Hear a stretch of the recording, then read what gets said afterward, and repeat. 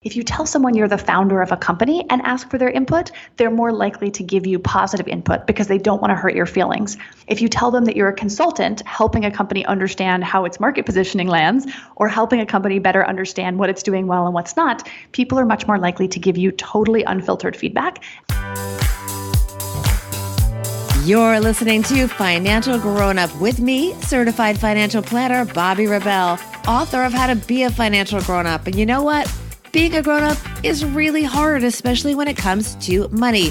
But it's okay. We're going to get there together. I'm going to bring you one money story from a financial grown-up, one lesson, and then my take on how you can make it your own. We got this.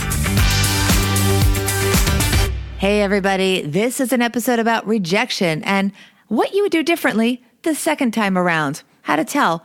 Were they wrong to reject you? Maybe your message could be a little bit more on point. The Muse founder and CEO Kathryn Minshew has told the story many times of how she and her colleagues were rejected 148 times when they went to raise money for their startup, the Muse. Once the company got off the ground, it has been a massive success, and many people would say, well, those 148 people, they must be so sorry that they rejected it. And of course, that's true to some extent. But also, Kathryn looks back and realizes she had a lot that she would do differently the next time. And in fact, she did do it differently when she went back for the next round of financing. And that's what we talked about. Here is Kathryn Minshew. Kathryn Minshew, you are a financial grown-up. Welcome to the program. Thank you so much. I'm so excited to be here. And you are well known as the founder and CEO of the Muse, the amazing job site, and also well known for being rejected when you went to raise money 140 something times? 148 times. It was like rejection for breakfast, lunch, and dinner with a few meetings and no's in between for fun. And you are the queen of resilience. And that kind of one thing that you talk about in your book, The New Rules of Work, which I should have mentioned to everybody. She's the author of a fabulous career book called The New Rules of Work.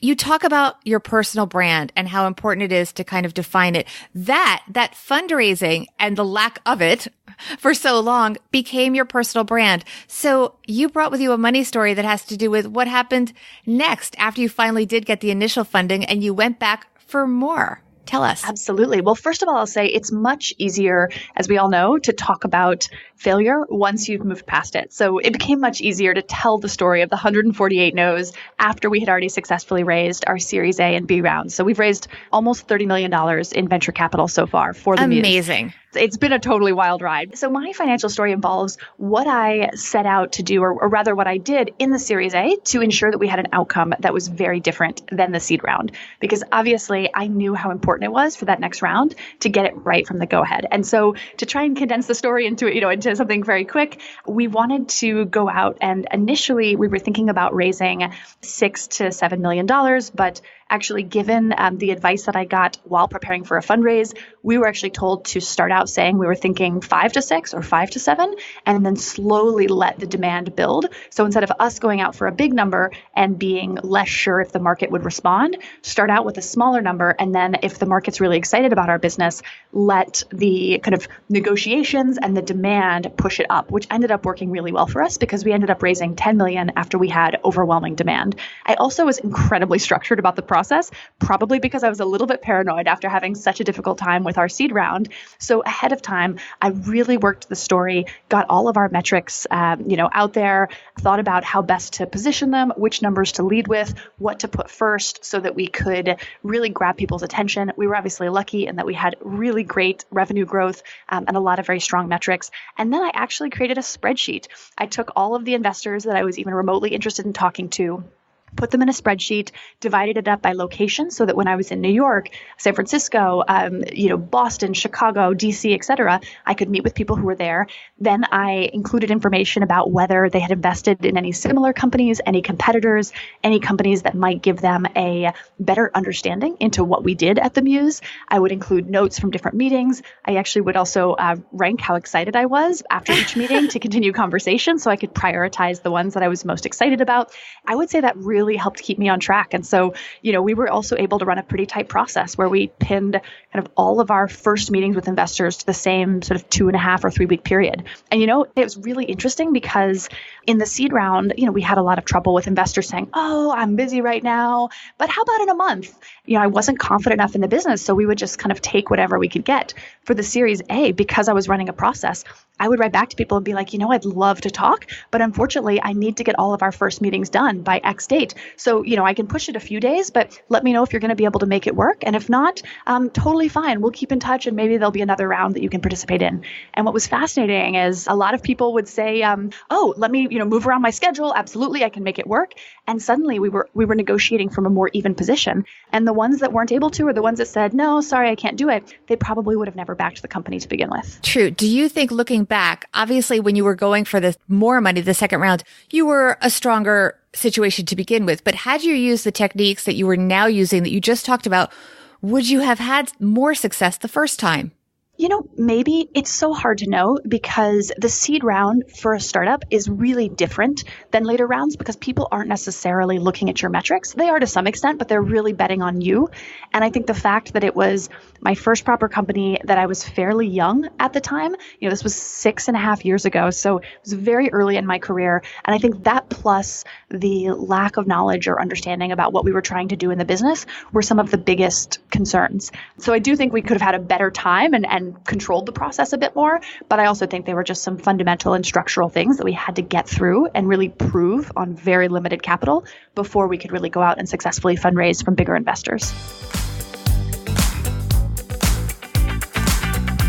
So now, what is your advice to listeners and especially wannabe entrepreneurs that are looking to raise money, start businesses, and especially to young women?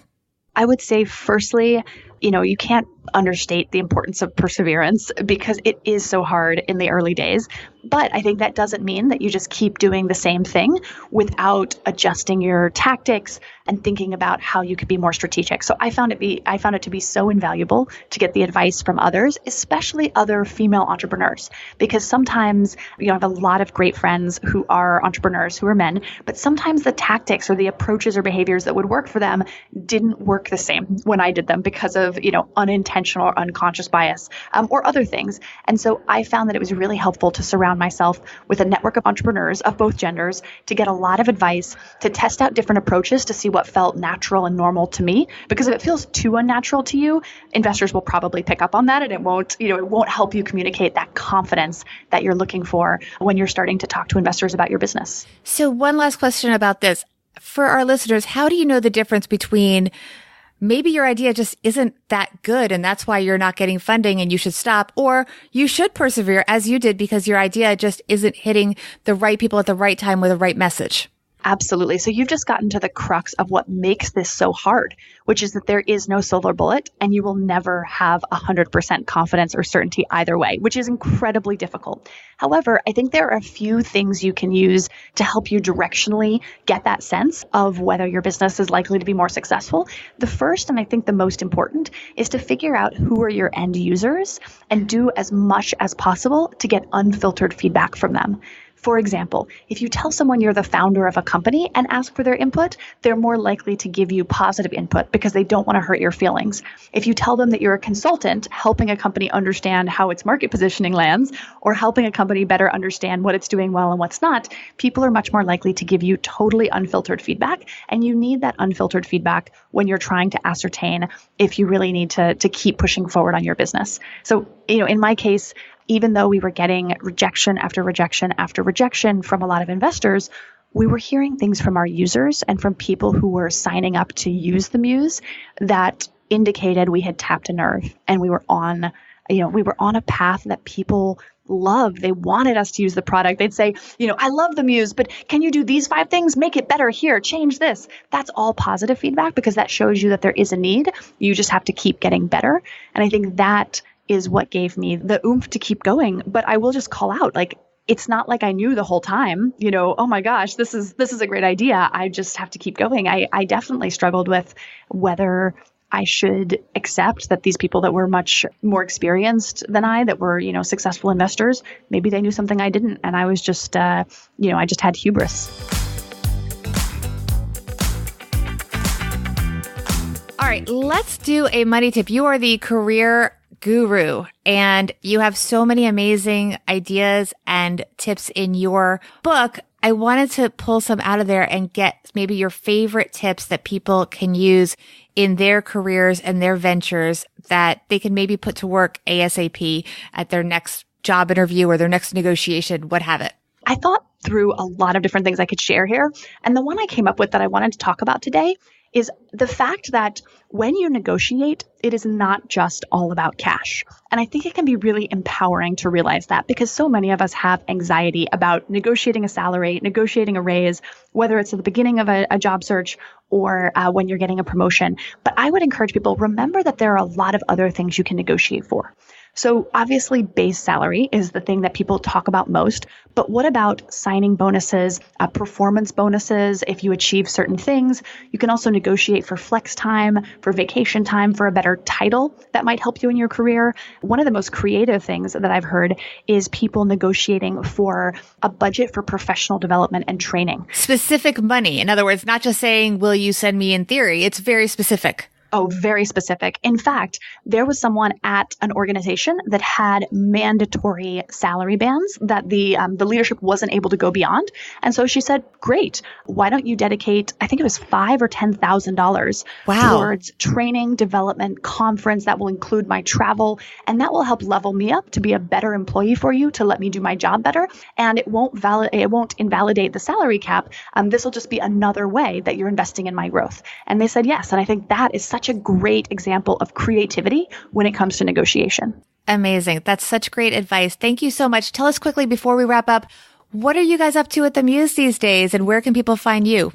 Absolutely. So people can find me at The Muse or at Cayman on Twitter. As a company, we're doing a lot right now, but we have been really focusing on, we rolled out a new feature called Discussions on themuse.com where people can ask and answer each other's questions. So if you have a career question or, you want to learn more about negotiating a raise, we've got a way now to get advice from our community and hear other people's stories.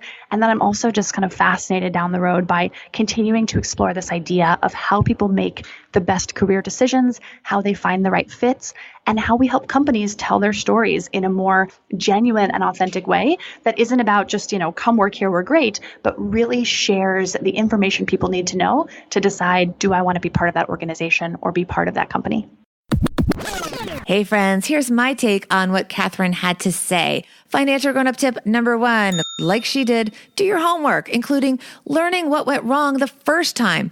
Even if you think the companies or whomever you were pitching to were wrong to reject your idea, we all have room for improvement. Kathryn went out and asked for advice, for example, about how much money to ask for. She actually went for a smaller number based on the advice as a strategy and ended up raising more money, so it worked. She was also much more organized and structured in her preparations the second time around. She was specific to each company and deliberate in her presentation. She planned geographically so she could be efficient with her time. Kathryn even ranked how excited she was about prospects so she could prioritize and focus on her resources and the best allocation there. Financial grown-up tip number 2, stand up for yourself even if you need them more than they need you. In Kathryn's second round, when prospects said they didn't have the time to meet with her anytime soon, she pushed back and was able to not only get them to the table faster when they were interested, but also to level the playing field for a stronger negotiating position. Thank you for listening to this episode of Financial Grown Up. Please subscribe if you have not already. Reviews are great if you have just a few minutes. You can follow me at Bobby Rebel on Twitter, Bobby Rebel1 on Instagram, and learn more about the show at bobbyrebel.com/financial grown up podcast. I hope that you all enjoyed this episode of Financial Grown Up with the Muse's Kathryn Minshew, and that we all got one step closer to being financial grown-ups.